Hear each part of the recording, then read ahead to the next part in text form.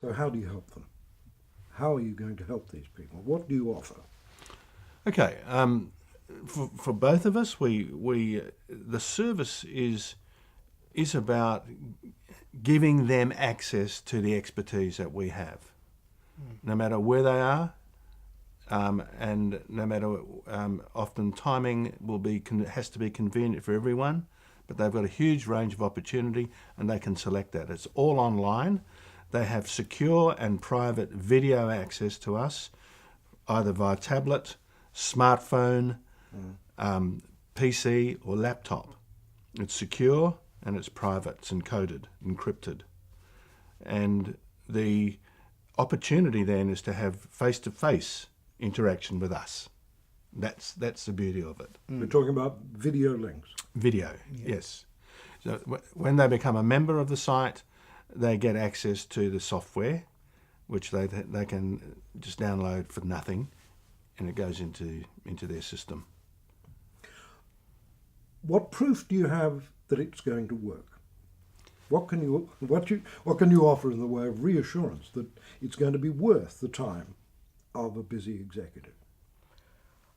I feel that the executives or their partners have already realized that they're not performing optimally, either at work or at a personal level. And they realize they're being trapped with the lack of opportunity to go and seek that professional help.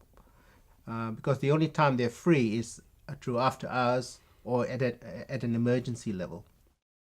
So I feel that based on my experiences so far, the executives and middle management will realize that here's an opportunity where they can access that professional help that we offer at a time that's convenient to them, from anywhere they're working at that time. So, and they'll be able to have an hour or two of our time, having that in-depth conversation and in-depth assessment of their health. And I feel, from my experience so far, I feel it will work, and there's an opportunity there. From my side of things, there's definitely, it's already working face to face. The sad bit is I've got a CEO in Ghana, an Australian, who wants access to me, but it's very hard to do that. It's inconvenient for me to fly to Ghana or for him to fly to Perth. I've got a senior executive in Kalgoorlie, who I met only the other day because he happened to be in town on other aspects, and we're struggling with getting the right access. Now, when we do work with our clients, they get amazing results, and that's why we're offering the service, because we already know that face to face we can help them and do help them. That's what we do now. Putting the video access into place will work as well. We know that.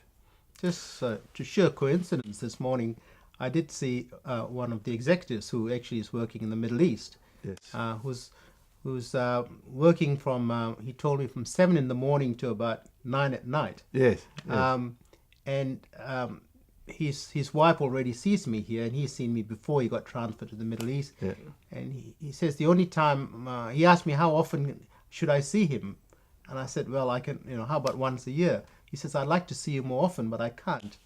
And I've sort of optimized his health, and he wants to maintain that health. Yes. And so this is a great opportunity through this service, Oh, where he can access me, every 3 months if he needs more to. frequently. More frequently. And it's their call. It's clear to me what Nathan offers, because he's a doctor, a Yes. good one. Yes. What's not so clear to me Yes. is where you fit into this and what your contribution Sure. to your client is. Sure. Executives, most of the time, are leaders. They have a leadership function. Professionals have the same situation. So we're talking about accountants and lawyers and engineers and surveyors and people who are professionals in the strict sense of the word. They are always supervising other people, coming on, new graduates and para-professionals as well. That means that their biggest problem becomes people. It is not the operational or the technical issues that bother them. It is always the people issues, people's behaviour, people unacceptably behaving, people unacceptably performing. And these people who are now executives haven't had the skill set given to them to deal effectively with unacceptable behaviour, unacceptable performance in ways that enhance and maintains trust and respect. They'll either come in too soft, or they'll come in too hard, or they'll avoid it altogether because they're not really sure how to go about it. And there they are, they've got an immediate problem, two people fighting in the business, or unacceptable behaviour taking place, and what they don't want to do is to rock the boat or blow up the whole situation. They end up having to hesitate, and they end up being stressed themselves. They end up being really concerned about it. It keeps them awake at night, and now they're either remote physically, or they're remote because they're just too locked into what they're doing, and there's no one to ask. And the higher you go up the ladder, the lonelier it is, and the less people you have to rely on. And that's the service that I'm providing right now. Clearly, we're treading in an area of enormous sensitivity. Well, Peter, it's worse than that. It is sensitive on the one hand, but when an executive or the leadership team or the professional is stressed, as many of them are, and we both can attest to that, we see it every day, what's not understood is the cascading of that through the whole of their workplace. It rolls downhill. It's a law of gravity. And it cascades into the workplace, and we've got, right now in Australia, we've got a largely disengaged workforce.